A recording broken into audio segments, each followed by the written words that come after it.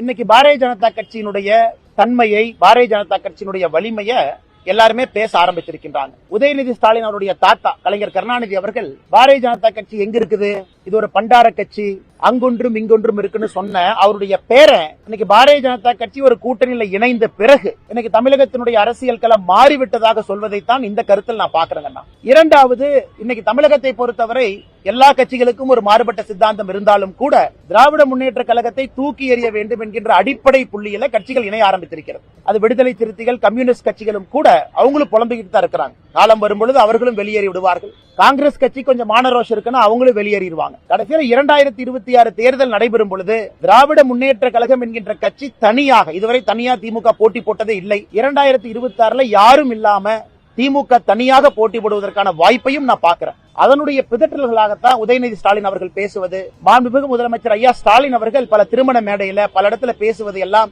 இதனுடைய பிதற்றலாகத்தான் நான் பார்க்கின்றேன்.